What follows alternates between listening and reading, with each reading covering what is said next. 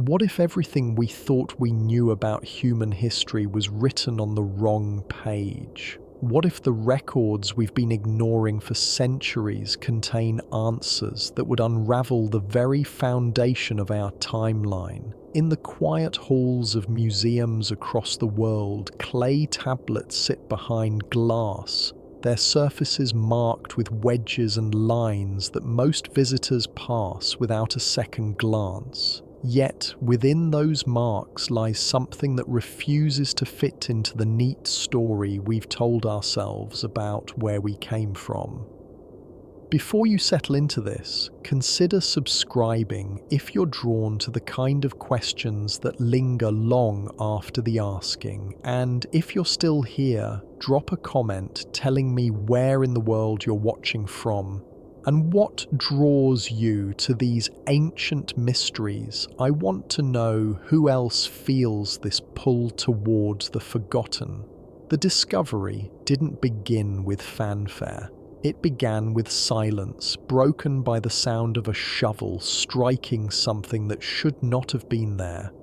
In 1849, a British archaeologist named Austin Henry Layard was excavating the ruins of Nineveh when his workers unearthed a room that would change everything. It was a library, but not like any library the modern world had seen. No shelves of paper or parchment, only clay, thousands upon thousands of tablets, each one inscribed with a writing so ancient that no living person could read it. The room had been sealed by fire and collapse, preserved by the very destruction that had tried to erase it. For decades, these tablets sat in the British Museum, mute and inscrutable. Scholars stared at the wedge-shaped marks, turning the clay over in their hands, sensing meaning but unable to grasp it. It wasn't until the 1870s that a young assistant named George Smith began to crack the code. What he found in those dusty fragments would shake the foundations of biblical scholarship and open a window into a world that predated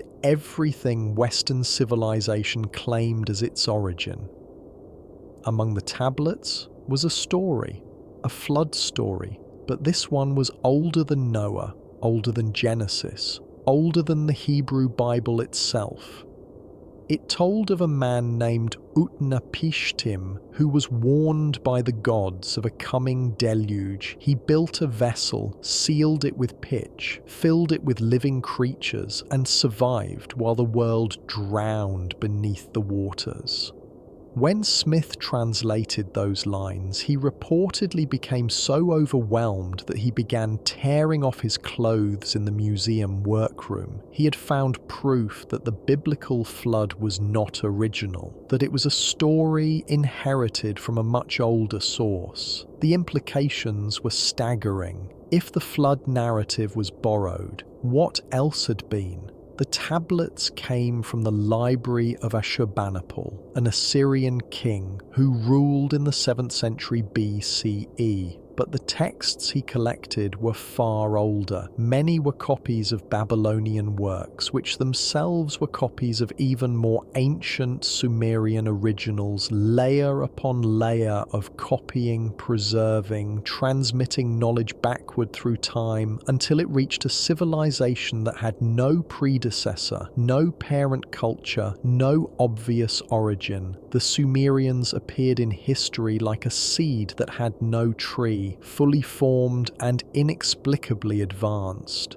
When archaeologists began excavating the actual Sumerian sites in southern Iraq, what they found defied explanation. These were not the remains of a primitive people slowly learning to write and build. These were planned cities with sophisticated water systems, monumental architecture, and a level of social organization that seemed to emerge without precedent. The city of Uruk, for instance, had walls that stretched for 6 miles, built around 3000 BCE at a time when most of the world still lived in scattered agricultural communities.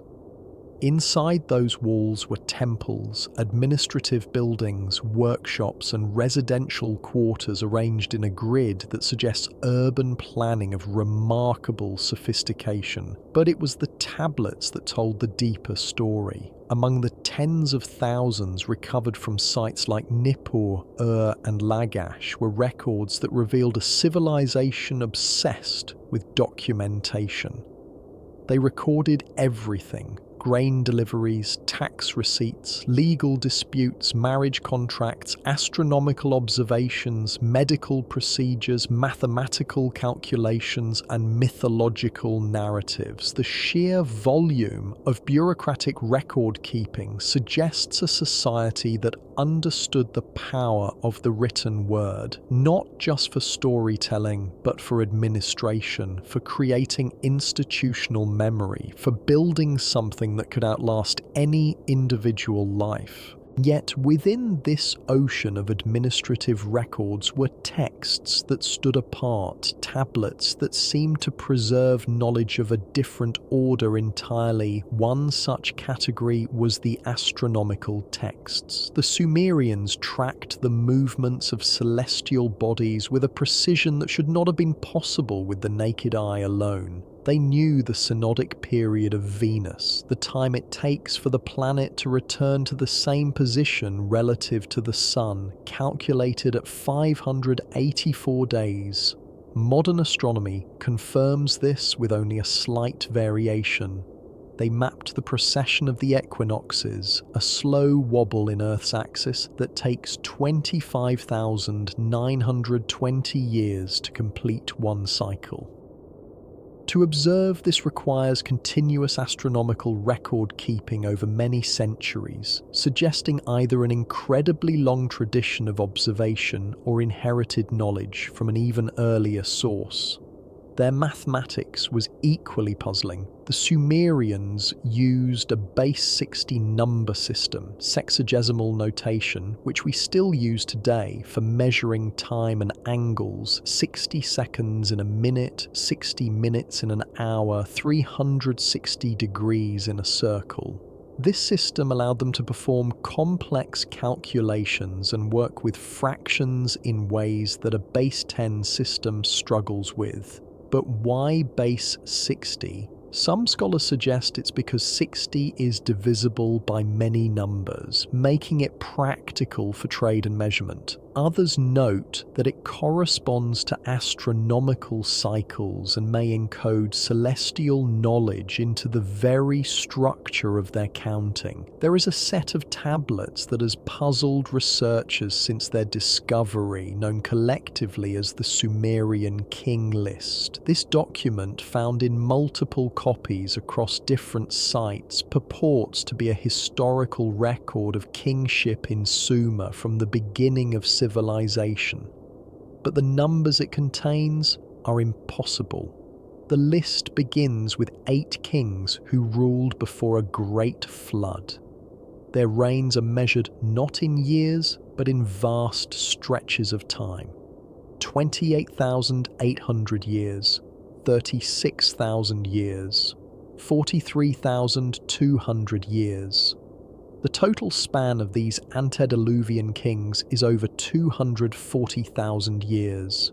Then the flood came, the text says simply, and swept over the earth.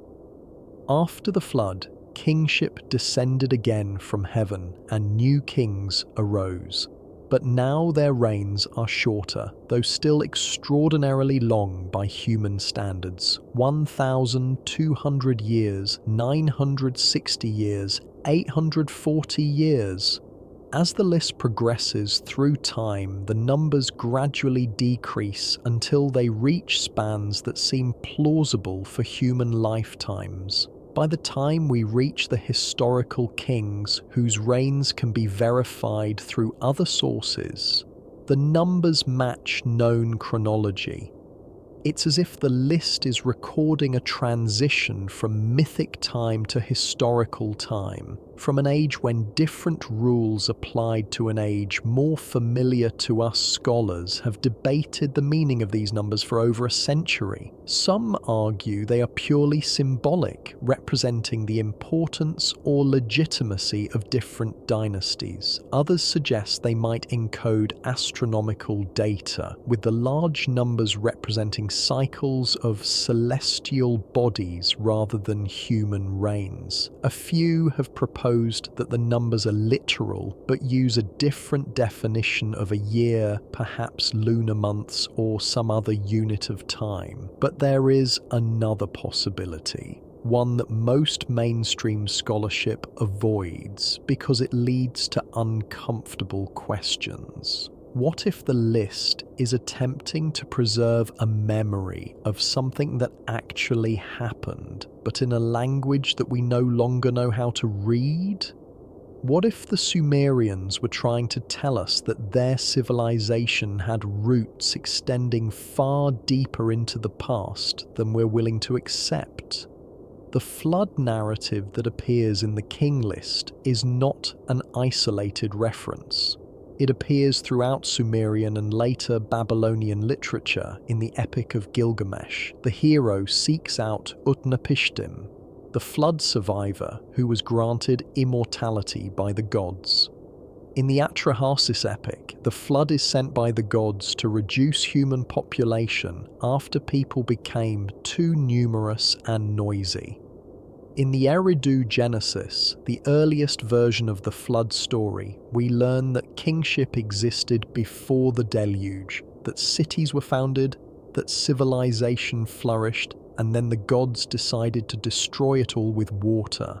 The consistency of this narrative across thousands of years and multiple cultures suggests it preserves something more than fiction. Geological evidence does indicate massive flooding events in Mesopotamia's past. In the 1920s, Leonard Woolley excavated at and found a layer of clean water-laid clay over 8 feet thick, separating two different occupation levels. Similar flood layers have been found at other sites, though they don't all date to the same period. Some date to around 2900 BCE, others earlier. The flooding of the Tigris and Euphrates was a regular occurrence in ancient Mesopotamia, but perhaps one event was so catastrophic that it became the archetype, the flood against which all other floods were measured. Or perhaps the memory reaches back even further to the end of the last ice age around 12,000 years ago, when melting glaciers caused sea levels to rise dramatically, drowning coastal settlements and river valleys around the world. If Sumerian civilization inherited its knowledge from an earlier culture that existed before these floods, it would explain the sudden appearance of their advanced knowledge, their sense of being heirs to something lost, their obsession with preservation and record keeping. Among the most intriguing Sumerian records are those that describe what they called the Me, often translated as divine decrees or fundamental laws. The Me were not physical objects exactly, though they are sometimes described as tablets. They were more like codes or principles that governed different aspects of existence: kingship, priesthood, truth, art, music, metalworking, writing, wisdom, judgment, sexual intercourse, prostitution, law, slander, and dozens of other concepts. In Sumerian mythology, these Me were kept by the god Enki in his underwater palace, the Abzu. In one famous myth, the goddess Inanna travels to visit Enki and, through trickery and seduction, manages to steal the Me and bring them to her city of Uruk. Enki, drunk on beer, gives her the Me one by one, and when he sobers up and realizes what he's done, he sends demons to retrieve them.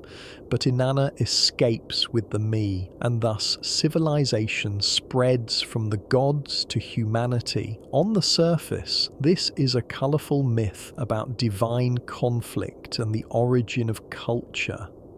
But read more carefully, it sounds like something else. It sounds like a story about the transmission of knowledge, about how civilization's fundamental technologies and social structures were not gradually developed, but were received or stolen from an earlier source. The me are portable, transferable, discrete units of knowledge that can be possessed, lost, and recovered. This idea that civilization's core knowledge came from outside, that it was given or inherited rather than invented, appears repeatedly in Sumerian texts.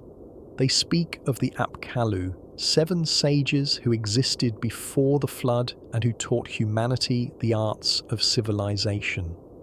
These sages are described as having come from the sea, as being advisors to the antediluvian kings, as possessing wisdom beyond that of humans. Later Babylonian tradition preserves these figures, describing them as fishmen or as figures dressed in fish-skin robes, creatures who came from the waters of the Persian Gulf to instruct humanity in building, farming, and governance. The Greek historian Berossus, a Babylonian priest writing in the 3rd century BCE, recorded these traditions in his History of Babylon. He wrote of a being named Oannes, who emerged from the sea in the first year of human existence and taught people language, agriculture, mathematics, and astronomy. Oannes would spend the days teaching and would return to the sea at night. After him came other similar beings, and together they laid the foundations of civilization before disappearing back into the waters. Most historians dismiss Berossus as recording mythology, not history, but he claimed to be working from temple archives, from records far older than his own time, and the consistency of these stories across multiple sources suggests they were important to Mesopotamian civilization, that they represented some kind of cultural memory being carefully preserved. There is a particular set of tablets that has received less attention than it deserves, partly because their content is so technical that they've remained primarily in the domain of specialists. These are the medical texts, collections of diagnoses and treatments that reveal a surprisingly sophisticated understanding of disease and the human body. One tablet series, known as the Diagnostic Handbook, contains over 3,000 entries describing symptoms, prognoses, and treatments. It's organised systematically, starting from the head and working downward through the body, documenting what a physician should observe in each part: the colour of the skin, the temperature, the presence of swelling or discharge, the patient's behaviour and speech. The language is precise and clinical, stripped of the magical incantations that appear in some other medical texts. For certain conditions, the treatments prescribed show knowledge of herbal medicine that modern pharmacology has confirmed as effective. They used willow bark, which contains salicylic acid, the active ingredient in aspirin. They used opium for pain. They understood the importance of hygiene and washing wounds. They performed surgeries, including eye operations, as evidenced by surgical tools found in archaeological contexts. But there are entries in these medical texts that are harder to explain, descriptions of procedures that seem beyond the capabilities of Bronze Age technology. One text describes opening the skull to relieve pressure, a procedure known as trepanation, and skulls have been found with evidence of this surgery, including signs of healing, indicating patients survived. Another describes techniques for setting complex bone fractures and using splints. There are references to Caesarean sections, though it's unclear whether these were performed on living women or only after death to save an infant. Most puzzling are a few fragmentary references to procedures involving what some translators have interpreted as blood transfusions or the mixing of blood, though the exact meaning remains debated. If these interpretations are correct, they would suggest knowledge of blood and its properties that wasn't supposed to exist until much later in history. Some scholars argue these are misunderstandings, that the texts are using metaphorical language or describing ritual actions rather than medical procedures. But the surrounding context is so clearly medical, so systematically organized, that these explanations feel incomplete. The Sumerians wrote differently when they were recording myths versus when they were recording procedures. The medical texts have the tone of practical handbooks, instruction manuals for practitioners. Then there are the mathematical tablets, which reveal a level of abstract thinking that's startling for such an early civilization. The Sumerians could calculate square roots and cube roots. They understood geometric progression. They worked with problems involving compound interest and exponential growth. One tablet, known as Plimpton 322, contains what appears to be a sophisticated table of Pythagorean triples, sets of three numbers that can form right triangles. This tablet predates Pythagoras by over 1,000 years, yet it demonstrates understanding of the mathematical relationships that would later bear his name. Other tablets show calculations of the areas of irregular plots of land, the volumes of different shapes, and even problems that seem to be purely theoretical exercises, mathematics done for its own sake rather than for practical application. This is significant because it suggests the Sumerians had moved beyond using mathematics merely as a tool for commerce and construction. They were exploring mathematical relationships abstractly, finding beauty and pattern in number itself. The astronomical texts are perhaps the most compelling evidence that Sumerian knowledge exceeded what we would expect from their time period. They tracked not just the sun and moon, but all 5 visible planets: Mercury, Venus, Mars, Jupiter, and Saturn. They knew these were different from stars because they moved against the fixed background of constellations. They had names for each planet that associated them with gods. Utu was the sun, Nana the moon, Inanna was Venus, Nergal was Mars, Marduk was Jupiter, Ninurta was Saturn. But beyond naming them, they tracked their movements with remarkable precision. One series of tablets called the Emule Apin contains star catalogues listing constellations and their rising and setting times throughout the year. It includes data on the heliacal risings of stars, the moment when a star first becomes visible on the eastern horizon just before sunrise. This information was used to create a calendar, to predict seasons, to time agricultural activities. But it also served another purpose: divination. The Sumerians and their Babylonian successors believed that the movements of celestial bodies were messages from the gods, omens that could predict earthly events. This belief led them to observe the sky with fanatical dedication, recording every unusual phenomenon: eclipses, comets, planetary conjunctions, meteors. Over centuries, this observational data accumulated into vast archives. What's striking is how early this systematic astronomy appears.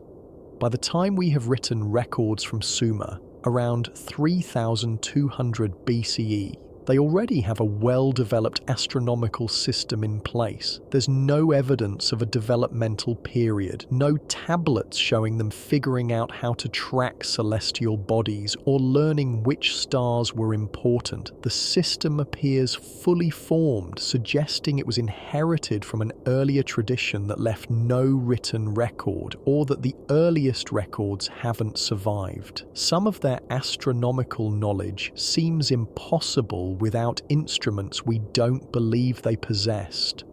They calculated the length of the year to within minutes of the true solar year. They knew the exact synodic periods of the planets, the time each takes to return to the same position relative to Earth.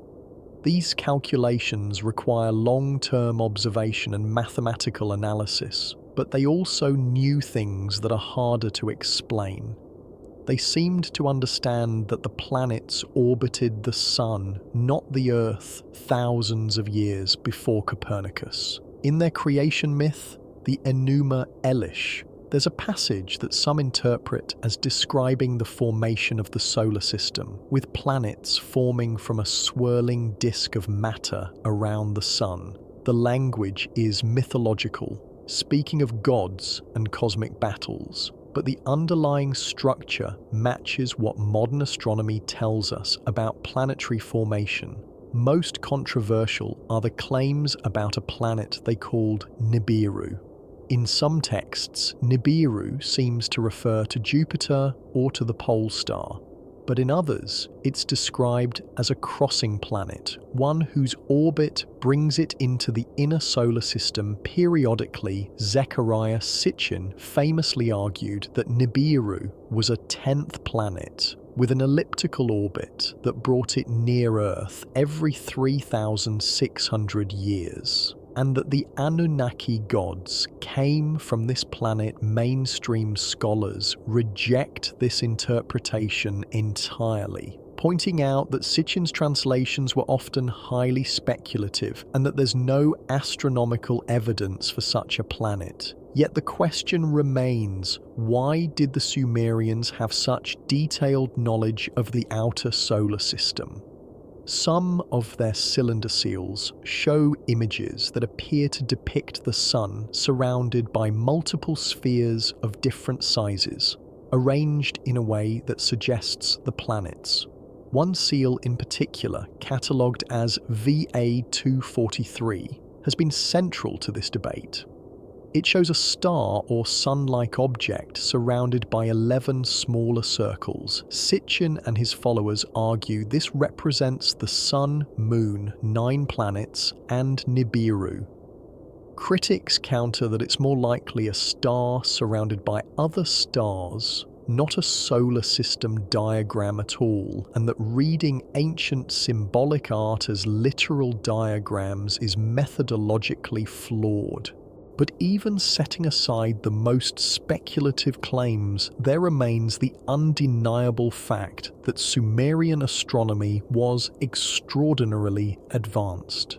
They divided the sky into 12 sections, creating the zodiac system still used today. They knew that eclipses followed predictable cycles, what we now call the Saros cycle, a period of approximately 18 years, after which eclipses repeat in the same sequence.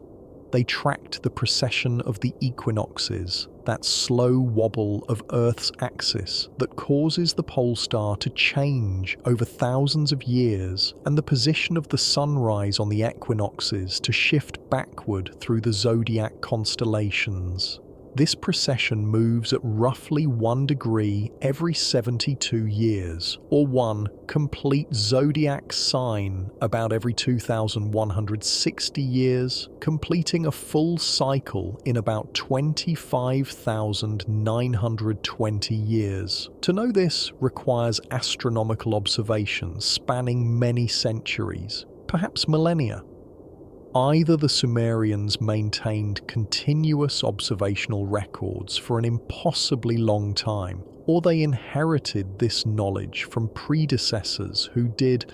There is evidence to support the latter possibility. When archaeologists excavate Sumerian sites, they find that beneath the earliest Sumerian layers are older settlements, pre-Sumerian cultures that show signs of increasing sophistication over time. The site of Eridu, which the Sumerians claimed was the first city ever built, has occupation layers dating back to around 5,400 BCE. The earliest levels show simple reed huts, but over time the architecture becomes more complex, eventually evolving into the massive temple platforms the Sumerians would perfect. What happened in those 3,000 years between the first settlement of Eridu and the appearance of written records? Was this the period when the astronomical knowledge was gradually accumulated, when the mathematical systems were developed, when the foundations of civilization were laid? If so, why is there such a dramatic jump in sophistication once writing appears? The first written texts are not simple. They're complex, using a fully developed system of hundreds of signs to record not just objects, but abstract concepts, grammatical particles, and phonetic sounds. Language doesn't work that way typically. Writing systems usually start simple and become more complex over time. The fact that Sumerian cuneiform appears in such an advanced state suggests a long developmental period that we simply haven't found evidence for yet, or that the development happened so rapidly it defies our models of cultural evolution. There's another set of Sumerian records that deserves attention: the economic and administrative texts. These make up the vast majority of tablets found at Sumerian sites, and while they might seem mundane compared to myths and astronomical tables, they reveal something profound about Sumerian society. These people were obsessed with measurement, with quantification, with recording every transaction, every transfer of goods, every allocation of labor. They had standardized weights and measures used across different cities. They had a complex system of accounting that tracked debits and credits. They used cylinder seals as signatures, rolling carved stones across wet clay to create unique impressions that authenticated documents. This bureaucratic infrastructure suggests a level of social organization that required trust in abstract systems. When a merchant in Ur could issue a tablet representing a quantity of grain stored in a warehouse, and that tablet could be transported to another city and exchanged for goods, the system was functioning as a form of currency, of abstract value representation. The Sumerians didn't have coins, but they had something functionally similar: transferable records of stored value. They understood debt, interest, and commercial contracts. Some tablets record loans of grain or silver with specified interest rates and repayment schedules. Others document partnerships for trading ventures with shares of profit allocated among investors. This is sophisticated commercial law, the kind of thing we associate with much later civilizations. The existence of such detailed economic records also tells us about literacy rates. For this system to function, there had to be a substantial class of scribes, people trained in reading and writing. Sumerian scribal schools, called edubas, have been excavated. We have tablets that were clearly school exercises, students practicing writing signs, copying out standard texts, working through mathematical problems. The curriculum was rigorous, taking years to complete. Scribes learned not just to write, but to master multiple forms of knowledge. mathematics, law, literature, and the technical vocabularies of various professions. But here's what's strange. Despite this emphasis on education and record-keeping, the Sumerians left almost nothing about themselves. We have thousands of tablets recording commercial transactions, but very few that explain who the Sumerians thought they were, where they believed they came from, or why their language was so different from the Semitic languages spoken by their neighbours. It's as if they were so busy documenting the present and the distant mythological past that they ignored their own origins, or perhaps they assumed everyone knew their story, that it was so obvious it didn't need to be written down. Later, Sumerian texts do contain something called laments, poetic works mourning the destruction of cities. The lamentation over Ur is one of the most famous, describing the fall of Ur to invading Elamites around 2000 BCE. These texts are emotionally powerful, expressing grief over destroyed temples, abandoned homes, and a world turned upside down. They speak of the gods withdrawing their protection, of the natural order being reversed, of silence replacing the once vibrant sounds of city life. Reading these laments, you sense the Sumerians understood impermanence, that they knew their civilization could end, and perhaps that awareness drove their obsessive documentation. If everything could be destroyed, at least the memory would survive in clay. There are scattered references in later Babylonian texts to something called the Apsu, a primordial ocean of fresh water that existed beneath the earth. In mythology, this was the domain of Enki, the god of wisdom and magic. But there may be a practical basis for this belief. Southern Mesopotamia sits atop a massive aquifer, and the Sumerians were expert at digging wells and managing groundwater. They understood that fresh water lay beneath the earth, that it could be accessed, and that it was the source of life in their arid land. The Apsu was simultaneously a physical reality and a cosmic symbol, the deep from which all creation emerged. This blending of practical knowledge and mythological meaning appears throughout Sumerian thought. They didn't separate the sacred from the mundane the way modern minds do. Every act had cosmic significance. Planting crops was reenacting the creation of life. Building a temple was recreating the cosmic mountain where heaven and earth met. Even commercial transactions had religious dimensions, with temples serving as centers of economic activity, storing grain, lending silver, and employing thousands of workers. The temples were not separate from the economy, they were integral to it. This integration of religion, governance, and economy meant that the priest-kings who ruled Sumerian cities wielded enormous power. They claimed to rule as representatives of the city's patron god, with their authority deriving not from military might or hereditary right alone, but from their role as mediators between the human and divine realms. Some of the earliest inscriptions found in Sumer are votive offerings, objects dedicated to gods by rulers, inscribed with dedications. These aren't just records, they're speech acts, ways of making claims about power and legitimacy that invoke divine witness. One early ruler, Enma-Barajizi of Kish, is mentioned in the Sumerian king list and is also known from inscriptions found at Nippur. He's significant because he's one of the first Sumerian rulers for whom we have both legendary and archaeological evidence. The king list claims he reigned for 900 years, which is clearly not literal, but we have actual inscribed stones bearing his name, proving he was a real historical figure. This convergence of myth and history is characteristic of the Sumerian record.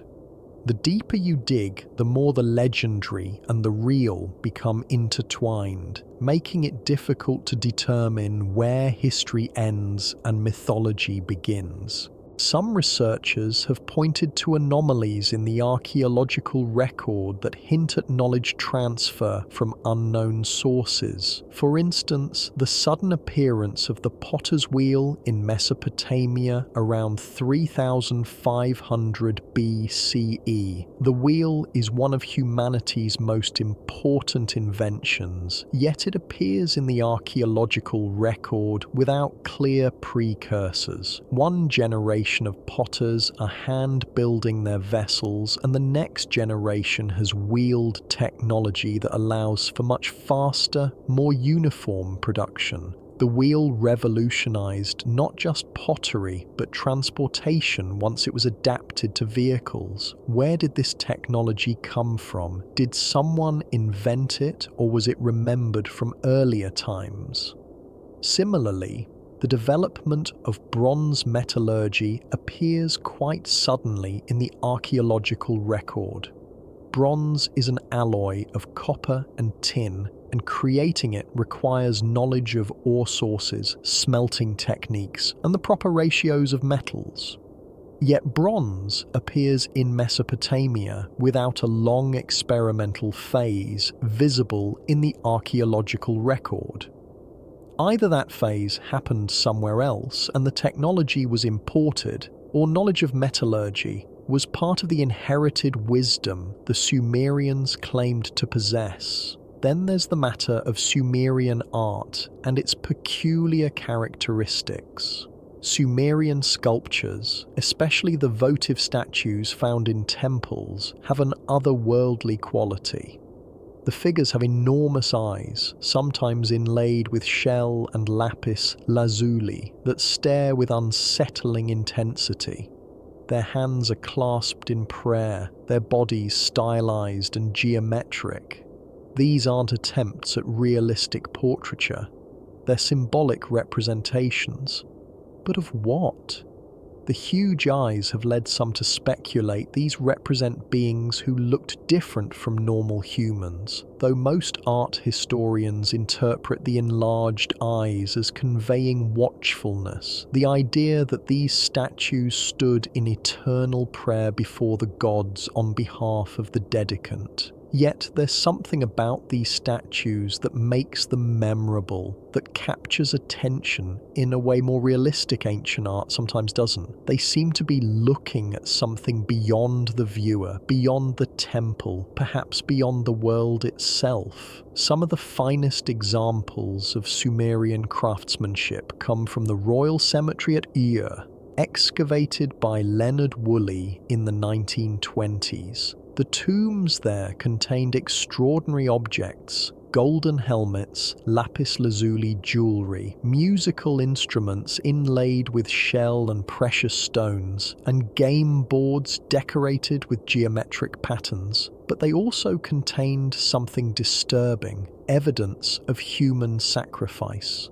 In several tombs, dozens of attendants were buried with the royal dead, apparently poisoned or drugged, and laid out in organized rows, still wearing their finest garments and jewelry. These death pits suggest a belief system where the dead would need servants in the afterlife, where status and power continued beyond death. It also suggests a level of social control where dozens of people could be convinced or compelled to die alongside their rulers. What kind of ideology makes this possible? What did the Sumerians believe about death and the afterlife that would lead to such practices? We have some answers from their literature. The Descent of Inanna tells of the goddess traveling to the underworld, a grim place of dust and darkness ruled by her sister Ereshkigal. To enter, Inanna must pass through 7 gates, removing a piece of clothing and jewelry at each until she arrives naked and powerless. She is killed and hung on a hook, only to be revived 3 days later through the intervention of Enki. It's a myth about death and rebirth, about the stripping away of worldly power, about transformation through descent into darkness, but it may also preserve some sense of what ordinary Sumerians believed about death. The underworld was not a place of reward or punishment based on moral behavior. Everyone went there, regardless of how they lived. It was a place of shadows where the dead existed in a diminished state, eating dust and clay unless provided with offerings by the living. This belief in a grim, egalitarian afterlife might seem bleak, but it had interesting social effects. If everyone ended up in the same dusty underworld regardless of their earthly status, then the only immortality available was through memory, through leaving a name and deeds that would be remembered. This might explain the Sumerian obsession with monumental building, with inscribing their names on statues and dedicatory objects, with creating works that would outlast their physical bodies.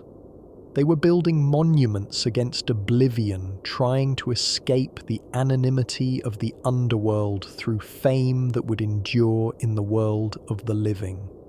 Some of the most interesting Sumerian tablets are the so-called wisdom texts, collections of proverbs and ethical instructions. One tablet advises, "You should not pass judgment when you drink beer." Another states, "A loving heart maintains a family. A hateful heart destroys a family." These feel surprisingly modern universal observations about human nature that transcend their ancient context. But there are also proverbs that reflect specifically Sumerian concerns, warnings about the dangers of careless speech in a bureaucratic society, advice about maintaining proper relationships with more powerful patrons, instructions about religious observance.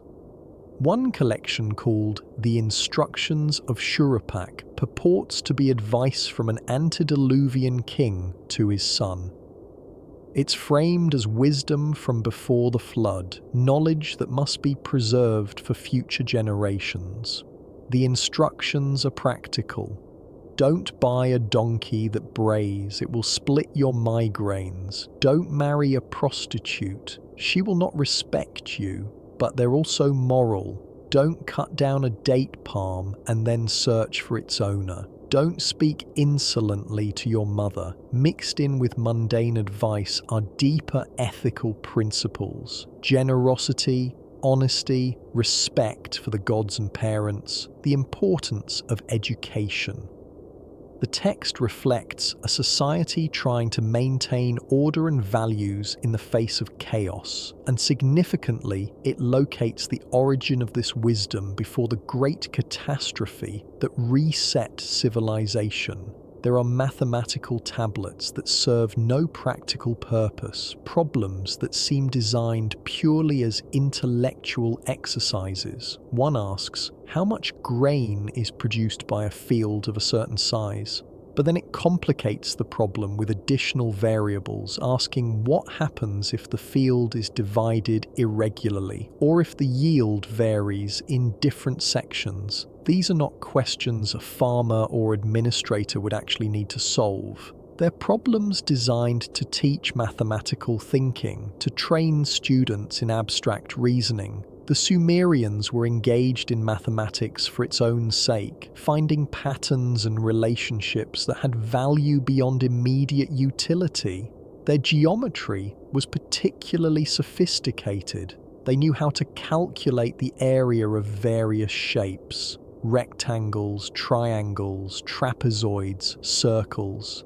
They understood the relationship between a circle's diameter and its circumference, approximating pi at 3, which isn't far off the true value of 3.14159. They could calculate the volume of granaries and water reservoirs, essential skills for managing the resources of a city-state, but they also explored more abstract geometric relationships, problems involving similar triangles and proportional reasoning. Some of the astronomical tablets contain calculations that modern scholars initially thought were errors because the numbers seemed impossibly large. But when these calculations were checked using modern astronomical software, they turned out to be correct. The Sumerians were calculating planetary positions not just for their own time, but projecting them thousands of years into the future and the past. Why would they do this? One possibility is for astrological prediction, wanting to know the celestial conditions at times far removed from the present. Another is that they were trying to find patterns in celestial cycles, looking for moments when multiple planets aligned or when eclipses would occur. This kind of long-term calculation suggests they thought in vast temporal scales, that they saw themselves as part of a much longer story. There are hints in the Sumerian texts of what we might call proto-scientific thinking, attempts to explain natural phenomena through observation and logic rather than purely through divine action. While they certainly attributed ultimate causation to gods, they also recognized natural processes. They knew that disease could spread from person to person, that certain conditions made crops grow better, that the flooding of the rivers followed seasonal patterns. They were empiricists in their own way, learning from experience and passing on practical knowledge. One medical text discusses how to diagnose different types of fevers by observing symptoms and how the illness progresses over time. Another explains how to treat wounds, cleaning them, applying certain herbs, and binding them with clean cloth. There's no mention of demonic possession or divine punishment in these passages, just straightforward medical instruction.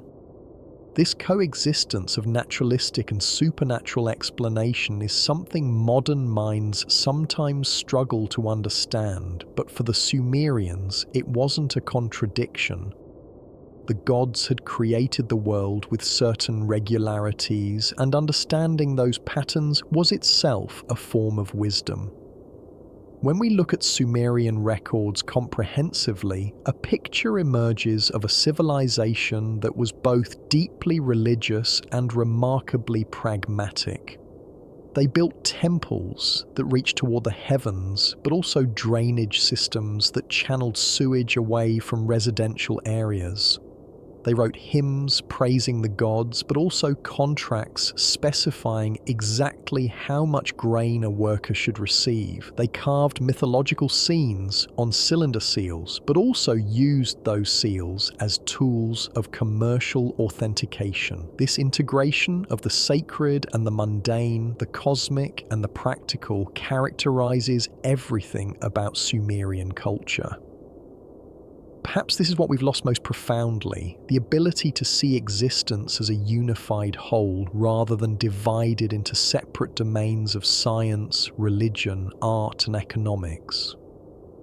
The Sumerians would have found our compartmentalized worldview strange, even incomprehensible. For them, every action rippled through multiple dimensions of meaning simultaneously. Consider their view of kingship. A king was not just a political leader, but a cosmic mediator, someone who maintained the relationship between heaven and earth.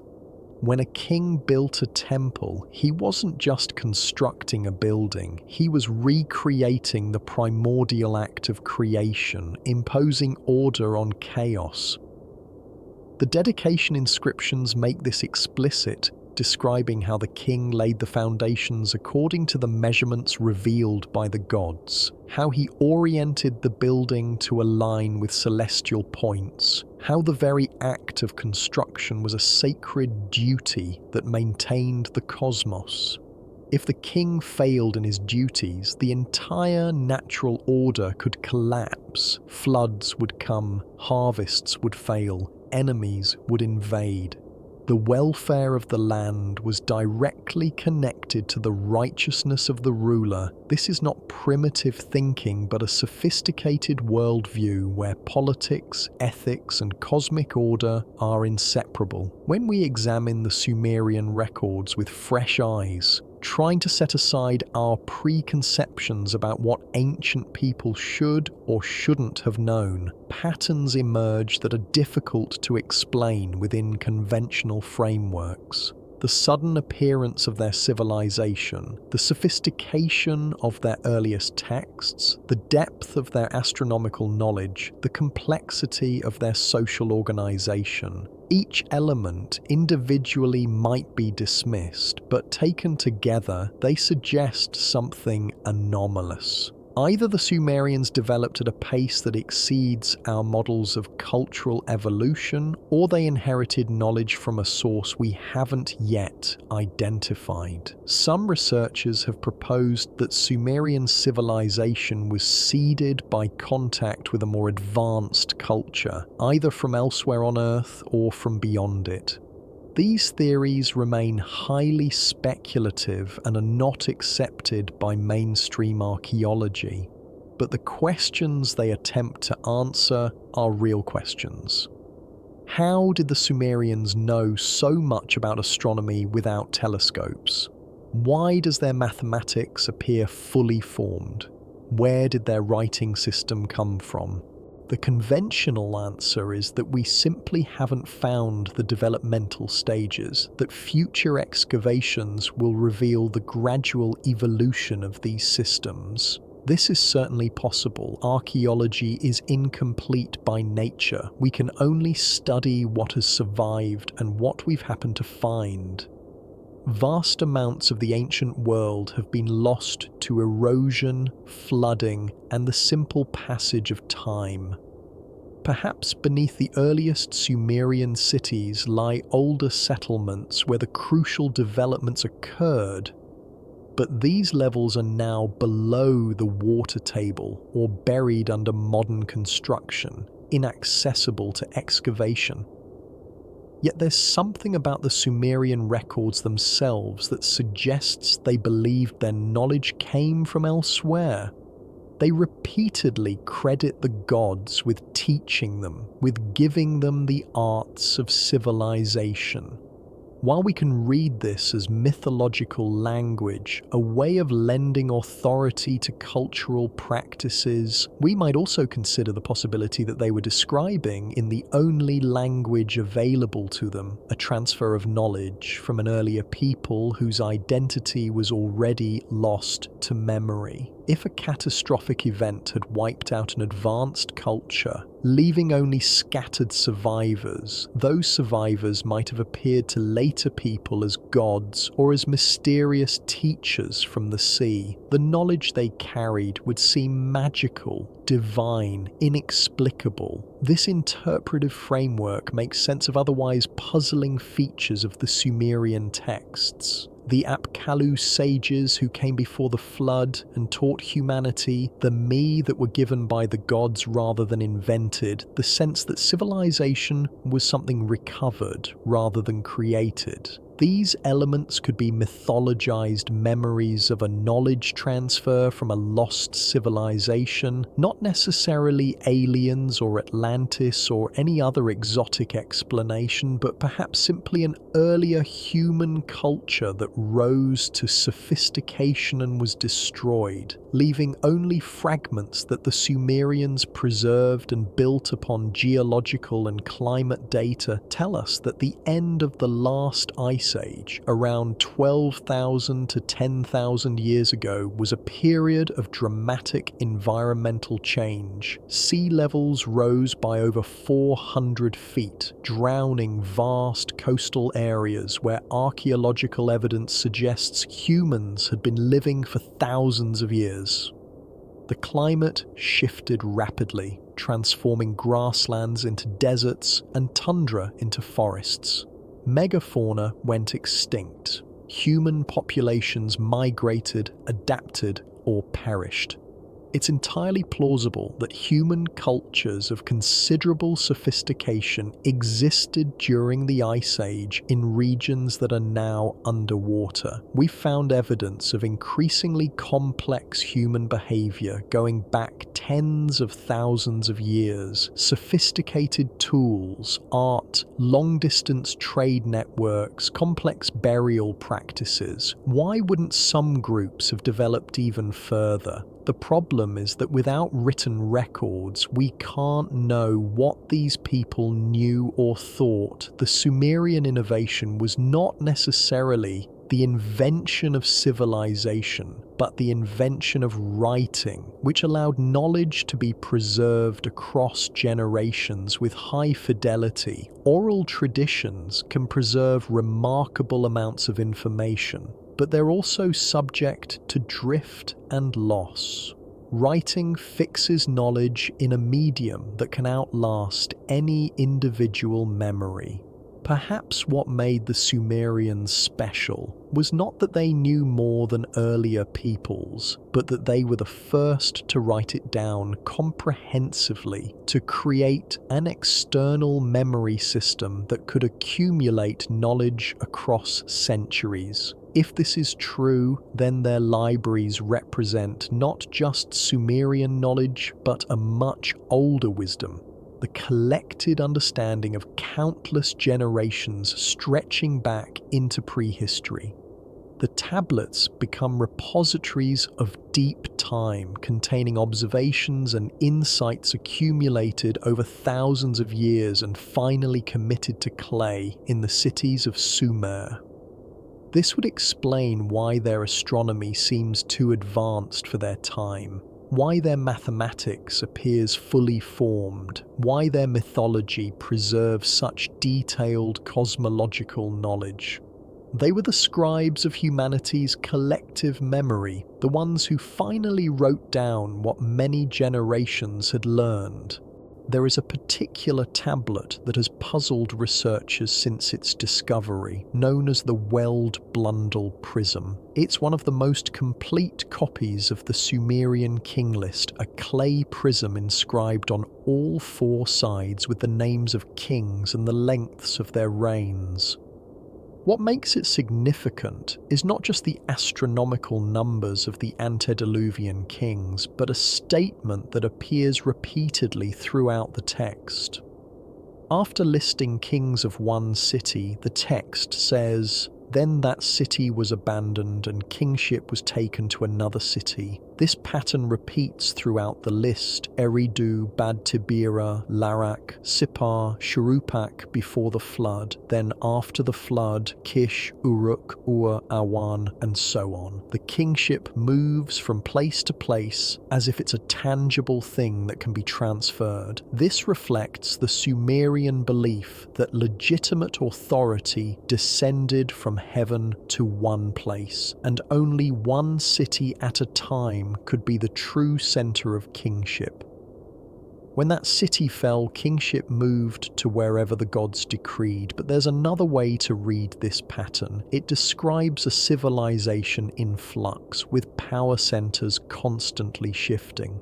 This doesn't sound like a stable, gradually developing culture, but rather like a world recovering from catastrophe, where different groups competed to establish order, each claiming legitimacy by connecting themselves to the mythic past. The flood serves as a dividing line, after which the world must be reorganized. Perhaps this reflects historical memory of real instability following a real catastrophe. The archaeological record does show periods of abandonment and rebuilding at many sites. Cities were founded, flourished for centuries, then were abandoned when rivers changed course or when warfare destroyed them. New cities rose elsewhere, often built by survivors who carried with them the knowledge and traditions of the old places.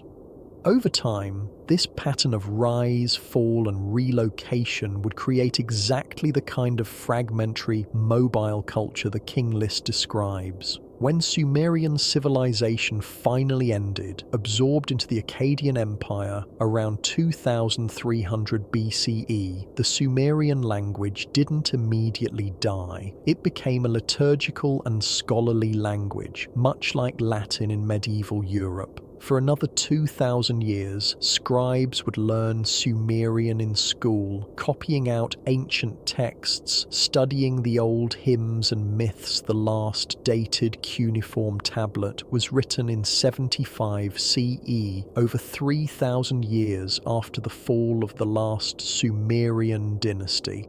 That's a longer span than separates us from the classical Greeks' imagined knowledge being preserved and transmitted for 3 millennia after the culture that created it had vanished.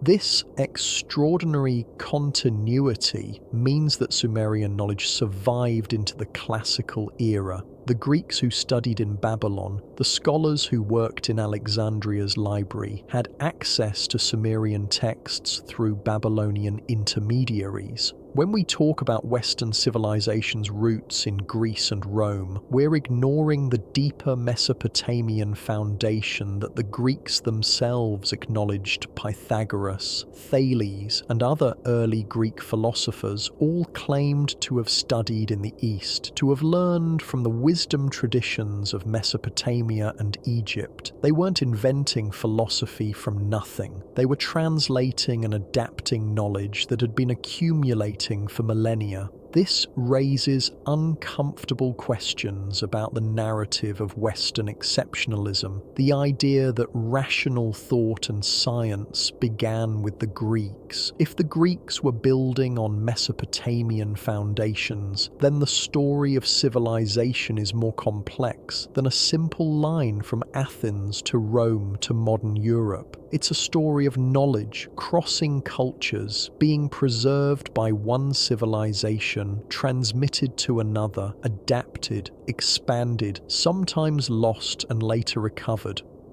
The Sumerians are part of our intellectual lineage, whether we acknowledge it or not. Every time we divide an hour into 60 minutes, we're using their system.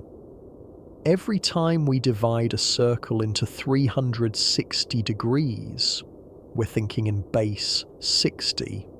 Every time we read a constellation in the zodiac, we're using their star maps. The bones of Sumerian thought are buried deep in our culture, so deep we don't even recognize them as foreign.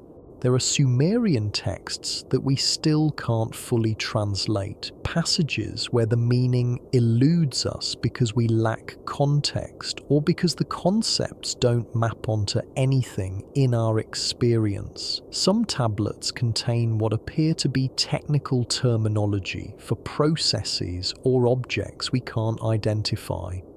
Others use metaphorical language so dense that multiple interpretations are possible. As we continue to study these texts, occasionally a new understanding emerges. A passage that was opaque suddenly makes sense when approached from a different angle, but there are also passages that may remain forever mysterious, either because the cultural context is too alien or because they describe things that no longer exist. Consider what would happen if our civilization collapsed and future archaeologists tried to understand our records. They might find technical manuals for computers, but without functioning examples of the technology, would they understand what they were reading? They might find poetry and mistake it for religious text, or find religious texts and mistake them for history. The problem of interpretation compounds over time. The farther we are removed from the original context, the more meanings become ambiguous.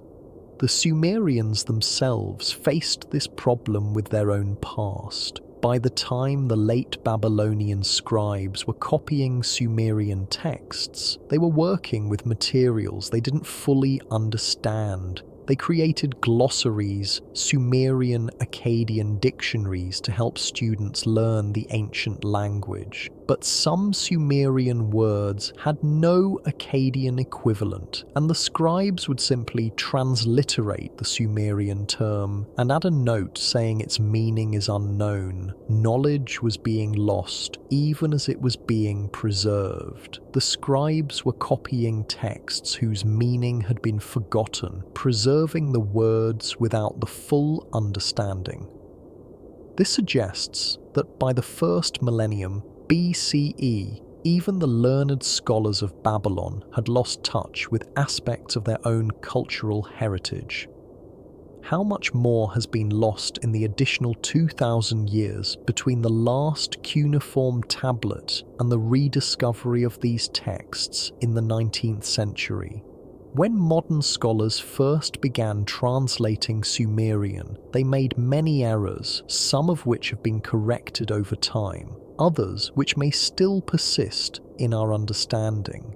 Translation is interpretation, and every translation reflects the assumptions and worldview of the translator. Early Sumeriologists were European scholars steeped in biblical tradition. They naturally read Sumerian texts through that lens, seeing connections to Genesis and projecting Western religious concepts onto a very different culture. As Sumerian studies matured and more diverse scholars entered the field, new interpretations emerged, revealing that some things that had been read as religious might be political, or that passages interpreted as myth might be historical.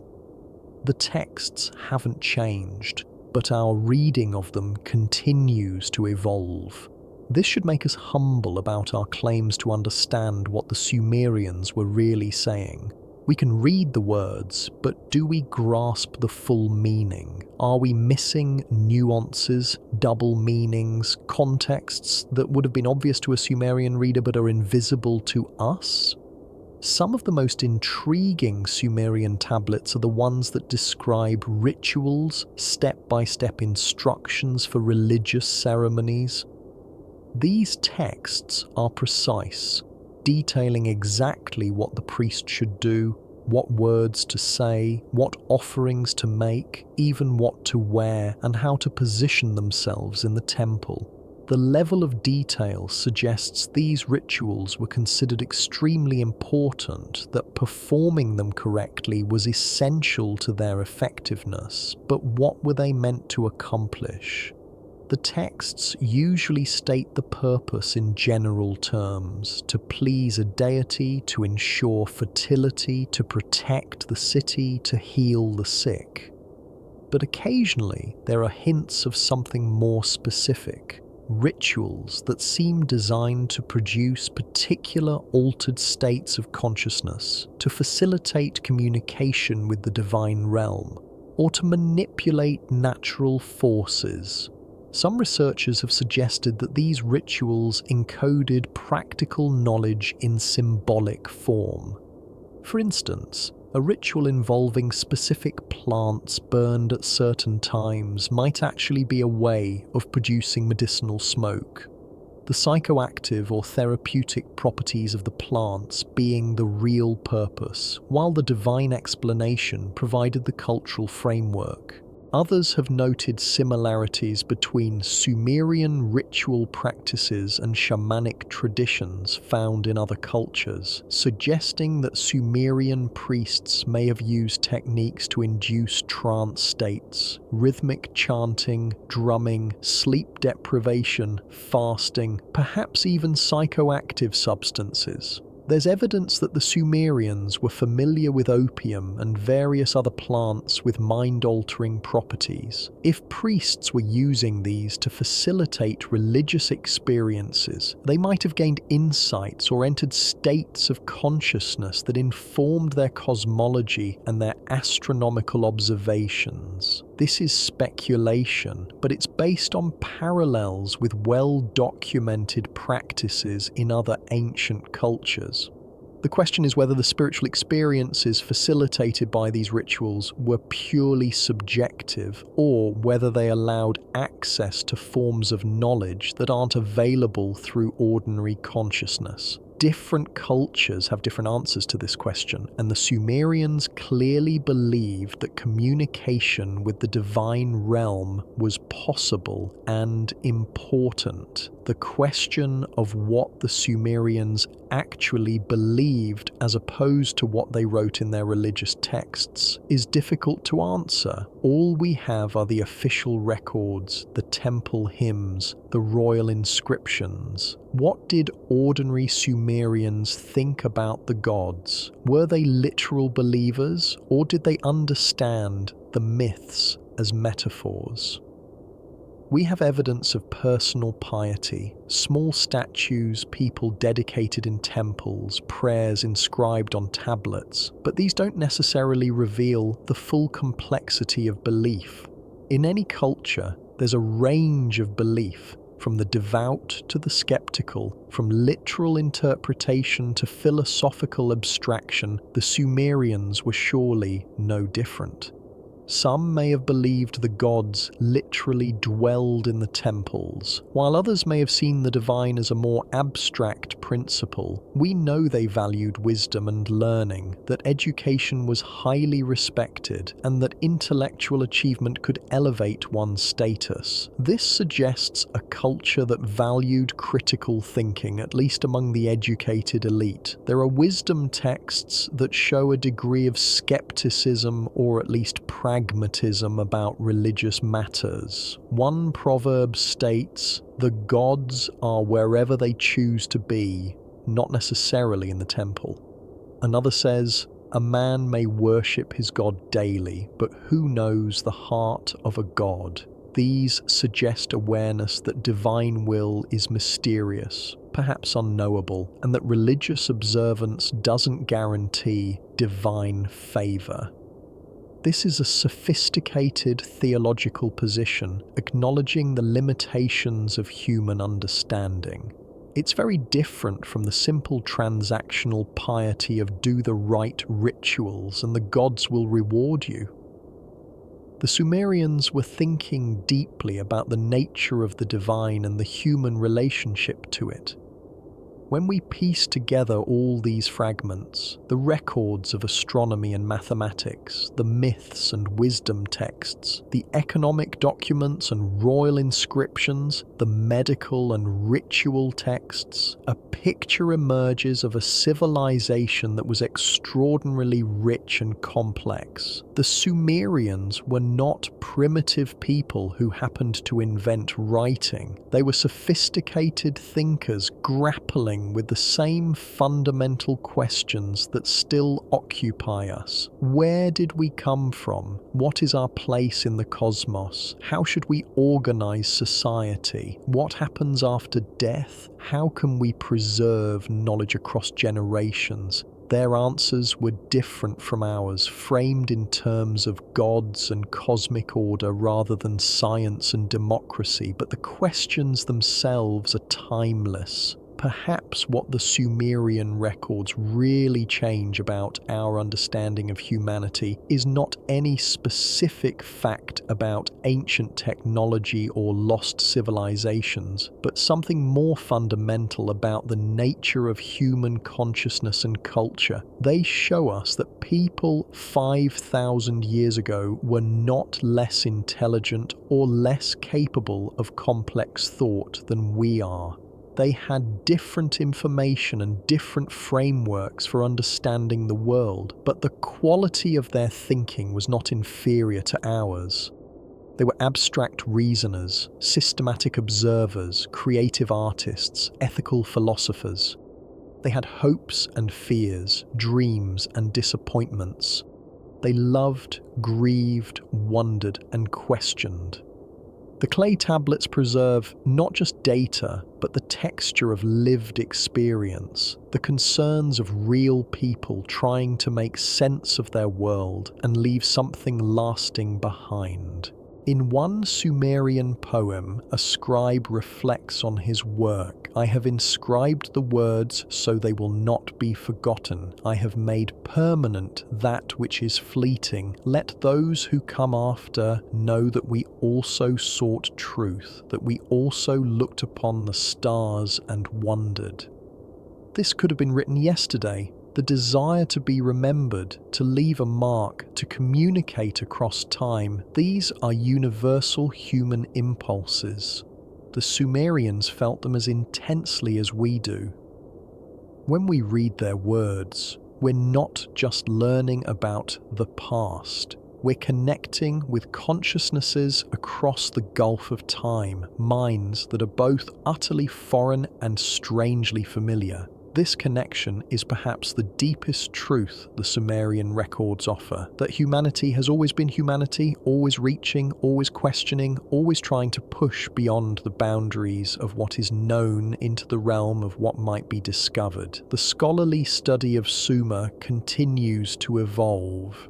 New tablets are still being discovered both through archaeological excavation and through the painstaking work of cataloguing museum collections where thousands of tablets sit unstudied. Each new text has the potential to change our understanding, to reveal connections we hadn't seen, to answer old questions or raise new ones. Digital humanities projects are now using computers to analyze patterns across thousands of texts, finding linguistic structures and thematic connections that would be impossible for human readers to detect. Machine learning algorithms are being trained on cuneiform, learning to recognize signs and even to predict missing portions of damaged tablets. We're developing new tools to read these ancient records, and with each advance, the voices of the Sumerians become a little clearer, a little more present. But there's also a melancholy to this work, an awareness that for every tablet we can read, dozens or hundreds have been lost. For every question we can answer, there are countless others we can never ask because the evidence no longer exists. The Sumerian records are fragments of a much larger whole, survivals from a civilization that produced far more than what remains. We're piecing together a vast puzzle with most of the pieces missing, trying to see the complete picture from scattered remnants. And yet those remnants are enough to transform our understanding of human history, to push back the boundaries of civilization by thousands of years, to reveal sophistication where we expected primitiveness. If this is what survives, what must have been lost? There's a tablet, damaged and incomplete, that contains what appears to be a discussion between a teacher and a student about the nature of knowledge. The student asks, if knowledge can be forgotten, is it truly knowledge or merely information? The teacher's response is broken, the clay crumbled away, and we'll never know what answer the Sumerian sage gave. But the question itself is profound, and it speaks directly to the Sumerian project of recording everything, of building libraries and schools, of teaching each generation to read and write so that memory could be preserved. They understood that knowledge is fragile, that it must be actively maintained or it will slip away. They were fighting against forgetting, and the fact that we can read their words 5,000 years later suggests they won that fight, at least partially, but the nature of knowledge itself remains mysterious. Is it enough to preserve words if the context that gives them meaning is lost? We can read Sumerian texts about mathematics and astronomy, but do we understand them the way the Sumerians did? Or are we imposing our own mathematical and astronomical frameworks onto their words, translating them into concepts that would have been foreign to the original authors? This problem of incommensurability, the difficulty of truly understanding a worldview radically different from our own, haunts all cross-cultural study, but especially so when we're trying to understand people separated from us not just by space, but by vast spans of time. The Sumerian language itself is a challenge. As a language isolate with no known relatives, we can't use comparative linguistics to unlock its secrets. We learned to read it primarily through bilingual texts, tablets that gave the same content in both Sumerian and Akkadian. By comparing the two, scholars gradually worked out the grammar and vocabulary. But this method has limitations. It works well for concrete nouns and simple sentences, but abstract concepts, metaphors, and complex grammatical structures remain difficult.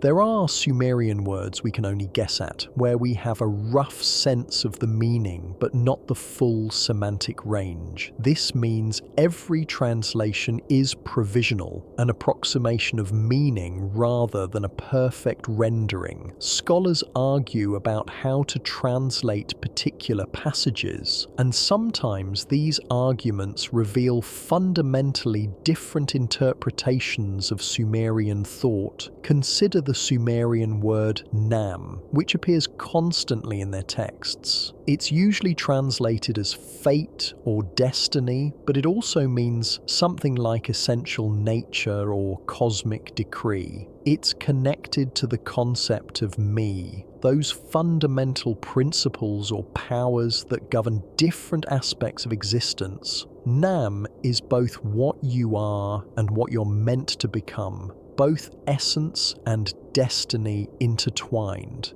To a Sumerian, there was no contradiction here because they saw existence as fundamentally purposeful, everything having its proper place and function in the cosmic order. But this worldview is alien to modern Western thought, which tends to see fate and free will as opposites, essence and existence as separate.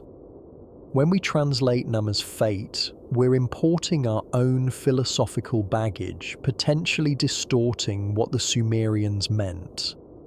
These translation challenges mean that every statement we make about what the Sumerians believed or knew must be hedged with qualifications. We're interpreting texts in a dead language from a vanished culture, describing concepts that may not have modern equivalents, and yet we try because the alternative is to let these voices remain silent, to allow the Sumerian records to sit unread and meaningless. The act of translation, imperfect as it is, bridges the gap between their world and ours, allowing communication across the abyss of time. Perhaps perfect understanding is impossible, but even imperfect understanding is valuable. We learn something about the range of human possibility, the different ways consciousness can organize experience and meaning. The Sumerian records ultimately challenge us to think bigger and deeper about human history. They show us that civilization is older and more complex than the simplified narratives we learned in school. They suggest that knowledge and sophistication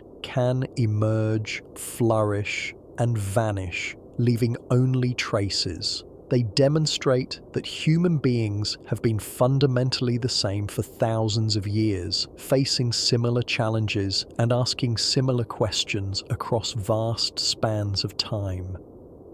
And they remind us that what we know is always fragmentary, that there are always gaps in our understanding, mysteries that may never be solved. The Sumerians would have appreciated this. They lived with mystery, with gods whose ways were inscrutable, with a cosmos that was ordered but not fully comprehensible. They didn't expect complete answers, but they kept asking questions, kept observing, kept recording. Their legacy is not a finished body of knowledge, but an ongoing inquiry, a conversation about existence that we're still participating in. When you stand in a museum and look at a Sumerian tablet, you're looking at a miracle of preservation. That piece of clay survived 5,000 years of history, wars, and floods, and the simple passage of time. The person who inscribed it is dust. The city where they lived is ruins. The language language they spoke is dead, but their words remain. They speak to us still, if we're willing to listen carefully, to sit with the strangeness, to accept that understanding will always be partial. In those wedge-shaped marks pressed into clay by hands long turned to dust is a message that transcends its content, a message simply by existing that says, we were here, we thought, we questioned, we tried to understand, we wanted to be remembered, and we do remember them. Not perfectly, not completely, but enough to know that we're connected across the millennia, that their questions are our questions, that their search for meaning continues in us. The Sumerian records don't change everything we know about humanity by revealing some shocking secret or lost technology. They change everything by showing us the depth and continuity of human consciousness, the long arc of human wondering that stretches back to the very dawn of recorded history and beyond.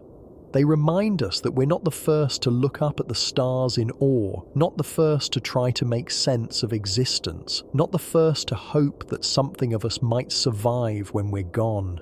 The clay tablets endure because clay is humble and strong. Paper burns, metal corrodes, stone cracks, but clay, properly fired or simply dried, can last essentially forever. The Sumerians chose their medium well, perhaps understanding that if their message was to reach the distant future, it needed to be inscribed in the most durable substance they knew. And so we have their words, fragmentary but real, mysterious but present. What we do with this inheritance is up to us. We can dismiss it as ancient history, irrelevant to our modern concerns, or we can engage with it, allow it to complicate our narratives, to challenge our assumptions about progress and civilization. We can let the Sumerians speak to us across the silence of ages, and in listening, we might hear not just their voices, but the voice of humanity itself, constant and questioning, seeking always to push back the darkness with the light of understanding. In the end, perhaps that's what the ancient Sumerian records really offer, not answers, but perspective.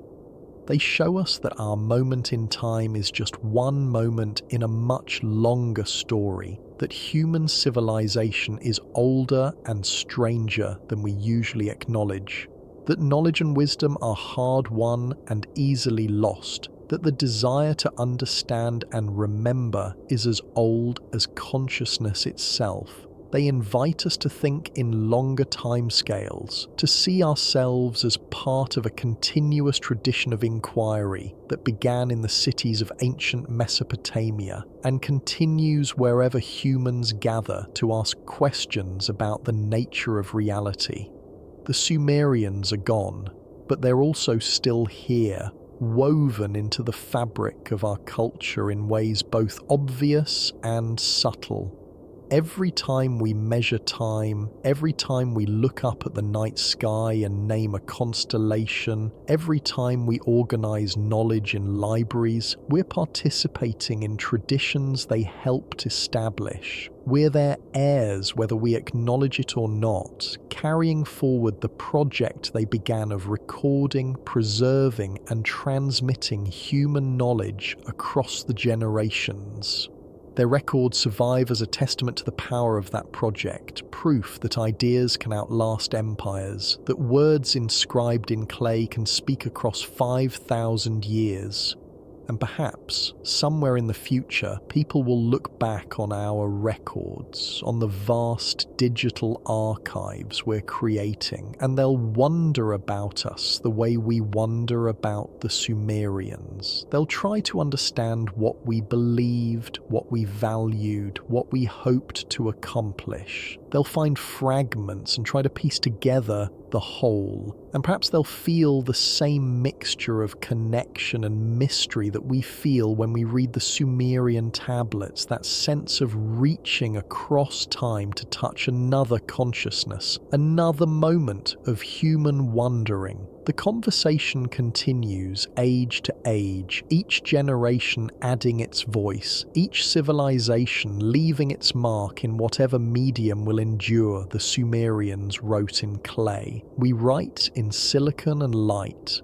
The medium changes, but the impulse remains the same. To speak across time, to be remembered, to add something to the great ongoing conversation about what it means to be human and conscious in a vast and mysterious universe. If you've stayed with this journey to the end, perhaps you feel what drew the Sumerians to write, that sense that some things must be preserved, must be spoken aloud, even if the listener is separated from us by unimaginable distance. Their records changed everything not by revealing a single dramatic truth, but by showing us that the search for truth is older and deeper than we knew, that we're part of a tradition of questioning that stretches back to the first cities, the first temples, the first moment someone pressed a stylus into wet clay and thought, "This matters, this must be remembered." And in that act of inscription, that faith in the future, that hope that someone someday would read and understand, they spoke directly to us across the void of centuries. We hear them, and perhaps that's enough.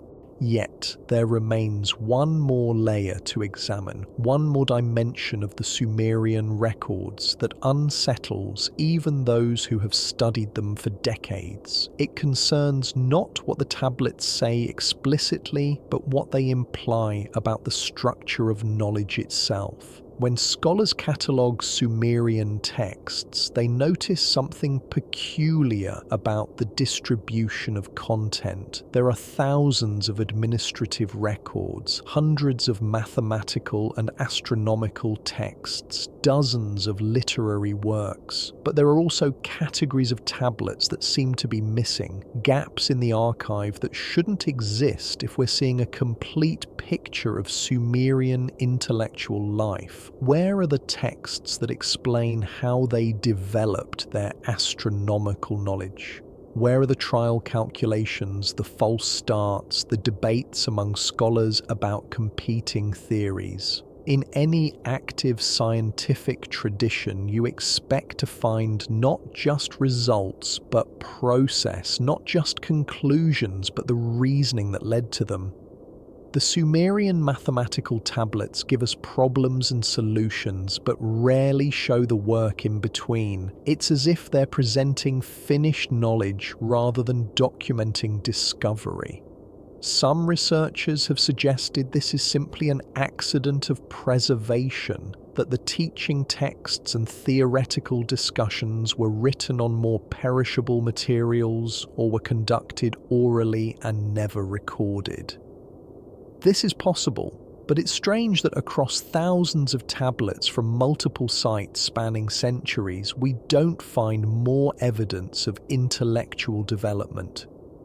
Instead, we find a mature system already in place, with later texts copying and commenting on earlier ones, but rarely innovating. The impression is of a civilization preserving knowledge rather than generating it, maintaining a tradition rather than creating one. This doesn't mean the Sumerians weren't intellectually creative. Their literature shows tremendous artistic innovation, and their ability to adapt and apply knowledge was clearly sophisticated, but the foundational knowledge, the core mathematical principles, the astronomical data, the systematic understanding of the natural world, these appear without the expected developmental trajectory. Consider the problem from another angle. The Sumerians had a concept they called Nam-Shub, which is difficult to translate but relates to the power of words to shape reality. A Nam-Shub was not just a spell or incantation, though it could function that way. It was more fundamentally a kind of speech act that defined or established something, that made something real through the act of naming and describing it. In Sumerian cosmology, the gods created the world partly through Nam-Shub, speaking things into existence. But humans could also employ Nam-Shub using formulaic language to establish contracts, to dedicate temples, to legitimate authority. The written word had power precisely because it fixed meaning, prevented it from shifting and fading as oral tradition inevitably does.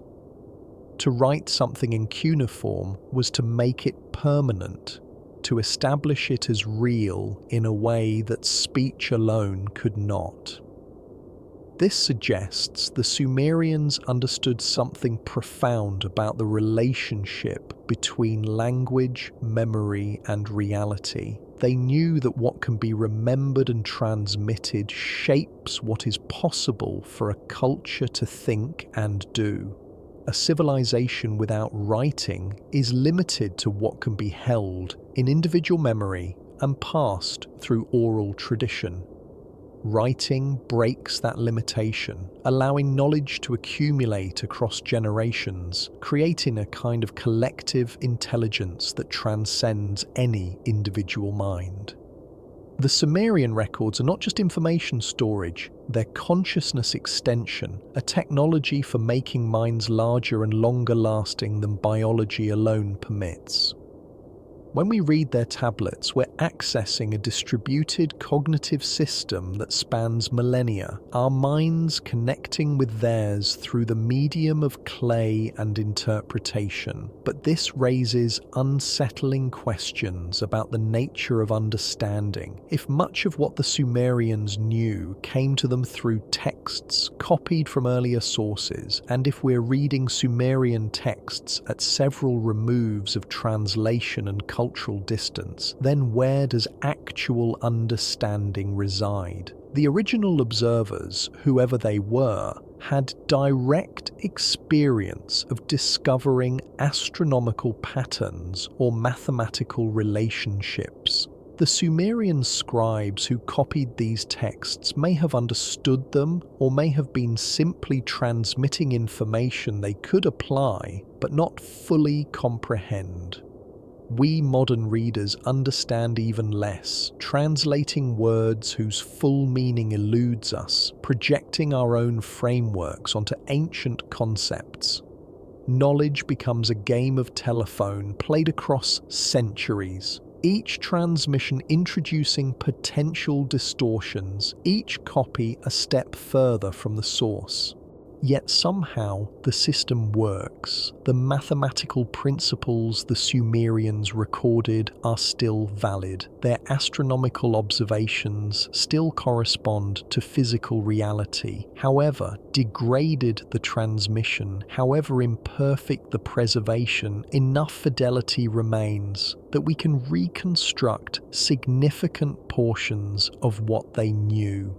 This robustness suggests that certain kinds of knowledge are relatively immune to cultural interpretation, that mathematics and observational astronomy have an objective character that survives translation, but other kinds of knowledge are more fragile. The ethical principles, the religious concepts, the aesthetic values, these are bound more tightly to their cultural context and are far more difficult to recover accurately. When we read a Sumerian hymn, we can translate the words, but can we feel what a Sumerian worshipper felt? Can we access the experience the text was meant to evoke? There are Sumerian texts that describe states of consciousness, mystical experiences, encounters with the divine. One category of texts records dreams and their interpretations. The Sumerians took dreams seriously, viewing them as messages from the gods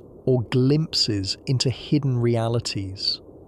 Temple priests specialized in dream interpretation, and kings would record significant dreams in official inscriptions, seeking guidance for important decisions.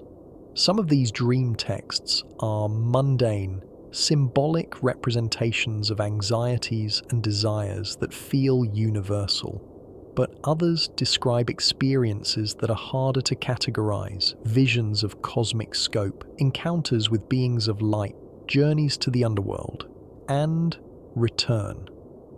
Are these pure imagination, cultural artifacts shaped by Sumerian mythology?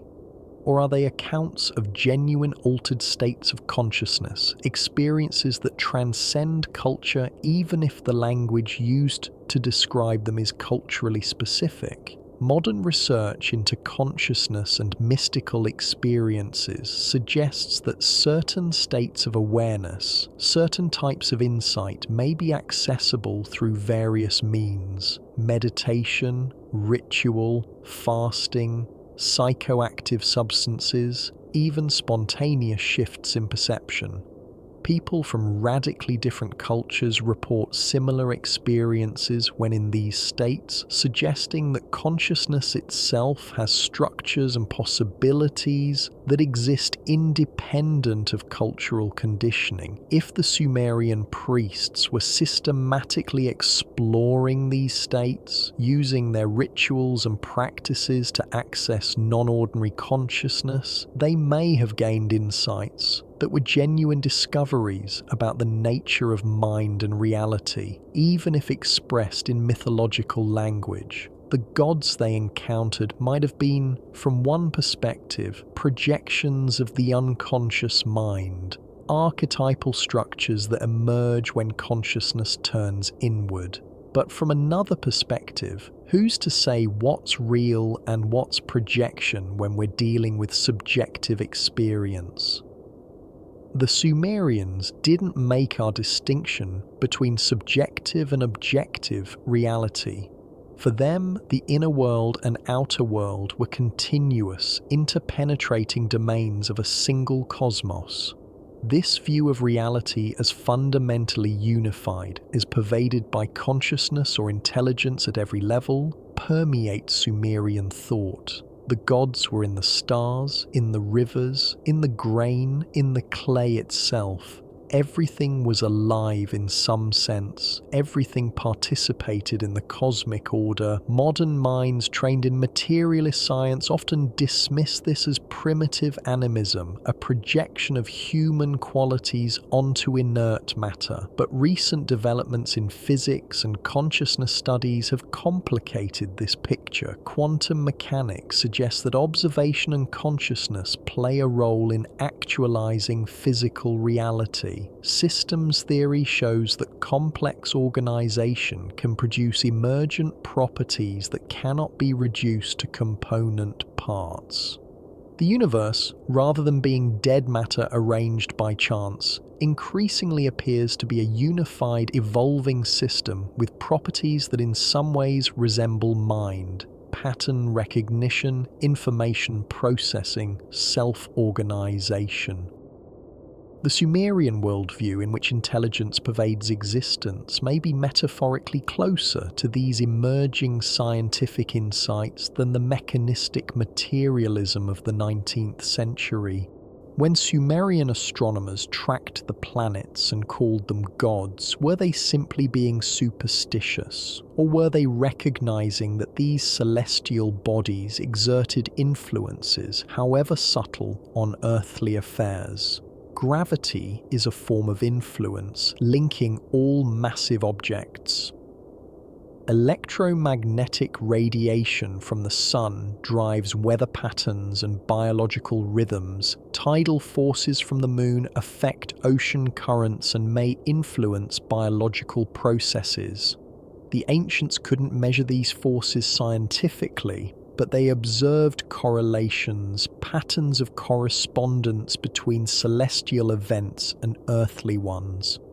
Over centuries of observation, they built a system of associations, a map of cosmic influences that modern science largely dismisses as astrology. Yet some researchers have found statistical anomalies that suggest possible correlations between planetary positions at birth and personality traits, or between solar activity and human behavior. These effects, if real, are small and contested. but they hint that the universe might be more interconnected, more web-like in its causation than simple mechanistic models suggest. The Sumerian records preserve this sense of cosmic interconnection, of everything affecting everything else in a great dance of correspondences. Their divination practices, trying to read the will of the gods in the flight of birds, or the patterns of oil on water, or the shapes of sheep livers, seem like superstition from a scientific perspective, but they can also be understood as attempts to access intuitive knowledge, to tap into pattern recognition capabilities of the unconscious mind that might detect subtle regularities that rational analysis misses. Modern research on intuition shows that people can sometimes know things without knowing how they know, that the unconscious mind processes vast amounts of information and delivers insights that feel like hunches or guesses but are actually based on complex data integration. Perhaps Sumerian divination was a formalized system for accessing this intuitive knowing, using ritual and symbolic randomness to bypass the conscious mind's tendency to impose its own expectations and biases. If we take the Sumerian records seriously on their own terms, rather than filtering them entirely through modern scientific rationalism, they suggest a view of knowledge that's more pluralistic than our own. The Sumerians recognized different ways of knowing, direct observation and measurement, which gave them their mathematics and astronomy, intuitive insight accessed through ritual and altered states, which informed their divination and mythology, received wisdom transmitted through texts and teachings which they preserved and venerated even when they couldn't fully understand it, and ethical understanding derived from experience and reflection, which they encoded in their wisdom, literature, and law codes. Each type of knowledge had its domain and its methods. The problems arose, in their view, not from having multiple ways of knowing, but from failing to integrate them into a coherent whole, from letting cosmic order fragment into chaos. The Sumerian concept of me can be understood in this light as principles of integration, codes that held the cosmos together by linking different domains of existence. When Enki possessed the me, he possessed the keys to cosmic order. When Inanna stole them, she wasn't just acquiring power, she was taking responsibility for maintaining the connections that keep reality coherent. The myths about the me are, from this reading, stories about how knowledge and order are distributed and maintained, about what happens when the connections between different domains are disrupted. It's a surprisingly sophisticated way of thinking about information, about the way knowledge structures reality rather than simply describing it. In some sense, the Sumerians anticipated ideas from cybernetics and information theory, the recognition that organization and pattern are as fundamental to reality as matter and energy. When we examine Sumerian records with this interpretive framework, patterns emerge that are otherwise invisible. The ziggurats were not just temples, but information processing centers where priests integrated observational data, ritual knowledge, and received tradition to guide the activities of the city-state. The cuneiform script was not just a writing system, but a technology for encoding multiple layers of meaning, phonetic and ideographic simultaneously, allowing texts to be read at different levels. The economic bureaucracy was not just administration, but a practical demonstration of how abstract symbols could organize material reality, how information could direct the flow of goods and labor. Sumerian civilization was, in this sense, an early experiment in what we might now call information society, recognizing that knowledge and its organization are as important as physical resources.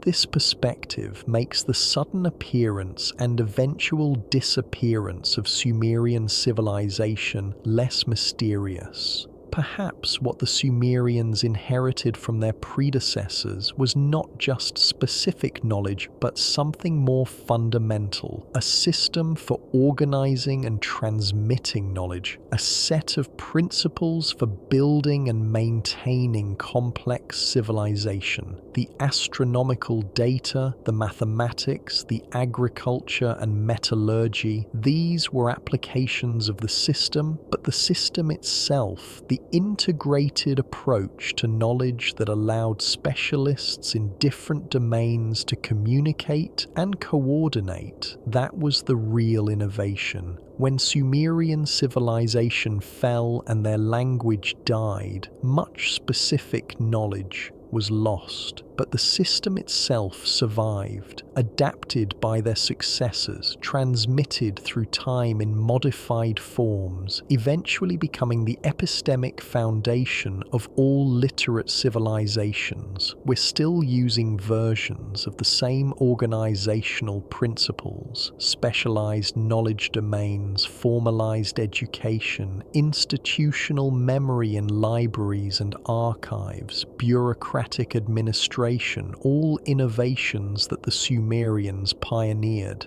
But there's a shadow side to this legacy that the Sumerian records also preserve. As knowledge became more specialized and institutionalized, it also became more restricted. The scribal schools taught literacy only to a small elite.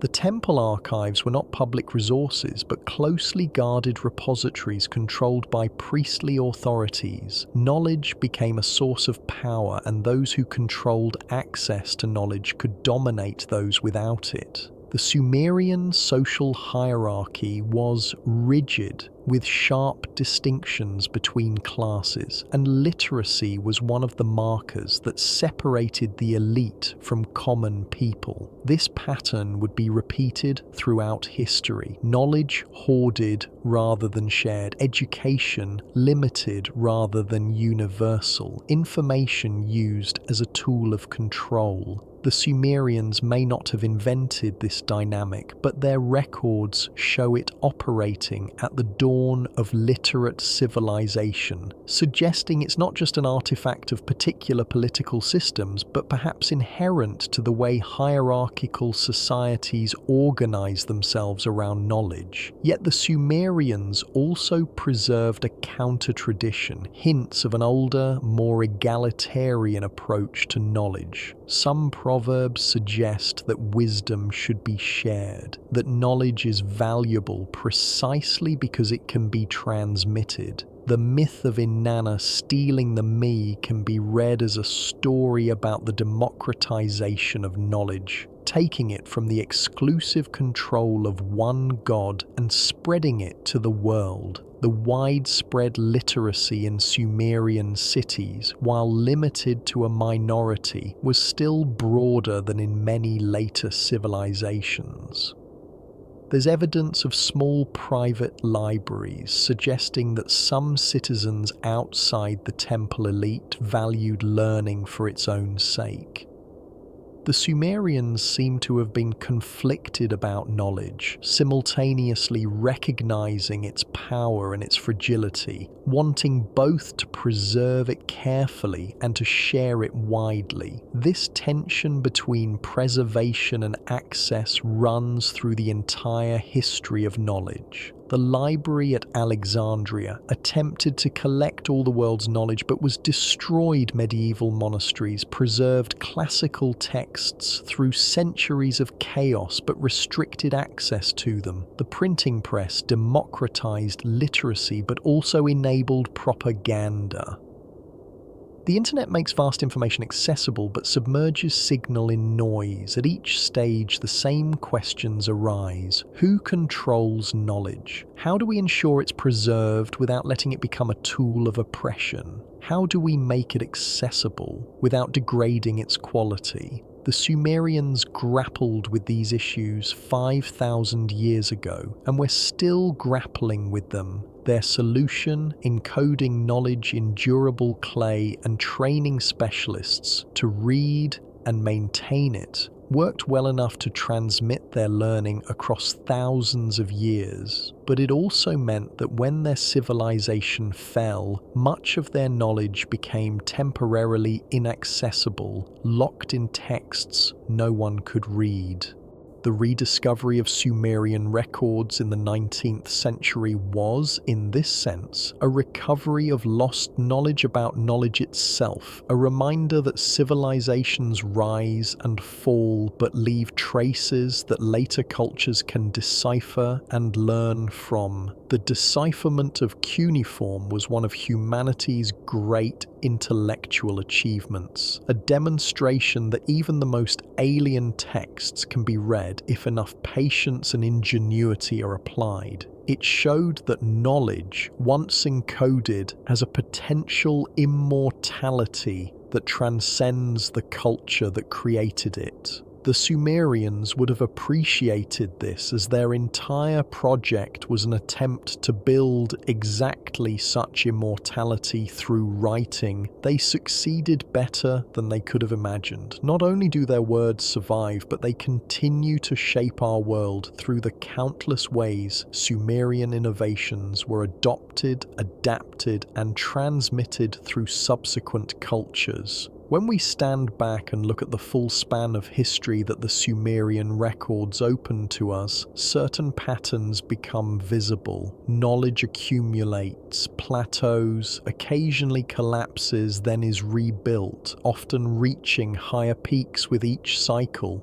The graph is not a smooth upward line, but a series of rises and falls, progress interrupted by catastrophes, both natural and human-made. The Sumerians experienced this pattern in their own history, preserving memories of knowledge lost in the flood and gradually recovered. They knew that nothing is permanent, that even the gods could not prevent the cycle of creation and destruction, but they also knew that memory, properly preserved, could survive the cycle, allowing each new beginning to start from a higher baseline.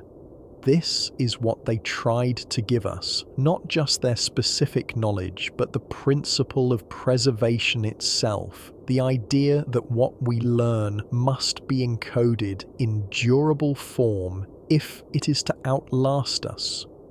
The 21st century faces challenges the Sumerians could not have imagined. Climate change, nuclear weapons, artificial intelligence, technologies that give us godlike powers without godlike wisdom. Yet the fundamental challenge is the same one they faced: how to preserve and transmit what we've learned to those who come after, how to organize knowledge so it serves human flourishing rather than destruction, how to maintain the connections between different domains of understanding so that wisdom doesn't fragment into isolated specializations. The Sumerian records remind us that these are not new problems, that humans have been struggling with the burdens of knowledge for as long as we've had knowledge to preserve. They also remind us that it's possible to endure through catastrophes, that civilizations can fall, and yet something essential can be transmitted forward, encoded in whatever medium will carry it across the gulf of time. Perhaps the most important thing the ancient Sumerian records change about our understanding of humanity is this: they show us that we're part of a continuum, that the project of building and maintaining civilization is a collaborative effort spanning thousands of years and countless generations. Each generation inherits from the past and leaves something for the future. The specific content of what's inherited changes, but the process continues. The Sumerians began the conversation in cuneiform pressed into clay. We continue it in pixels glowing on screens. The medium evolves, but the underlying current remains the same. Consciousness reaching across time, trying to connect, trying to understand, trying to leave something of value for those not yet born. Standing in the presence of Sumerian tablets, one feels the weight of this continuity. These objects are not just archaeological artifacts, but active participants in an ongoing dialogue. They speak to us because we've learned to listen, because we've developed the tools and methods to decipher their messages, but they also speak to us because we recognize in them our own impulses and concerns, see reflected in ancient clay our own struggles with meaning, memory, and mortality.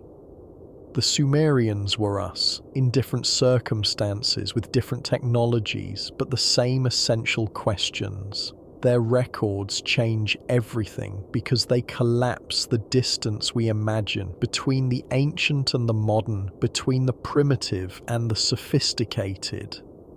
They show us that human consciousness, human wonder, human striving have been essentially unchanged for thousands of years. That beneath all cultural variation is a common core of what it means to be a thinking, feeling being trying to make sense of existence.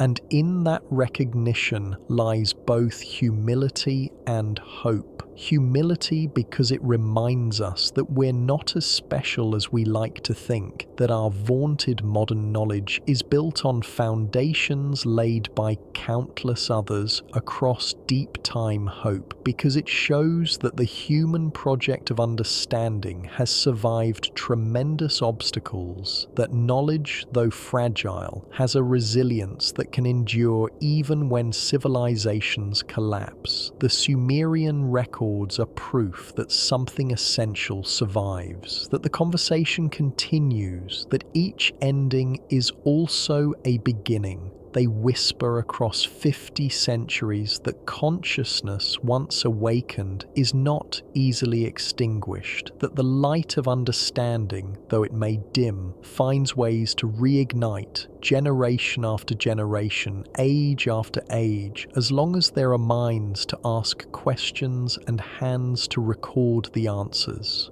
That message, pressed into clay by people long turned to dust, might be the most profound record the Sumerians left behind. Not the specific facts they preserved, but the act of preservation itself, the faith that someone someday would dig through the ruins and remember them. We have kept that faith, and in doing so, we ensure that they were right to hope.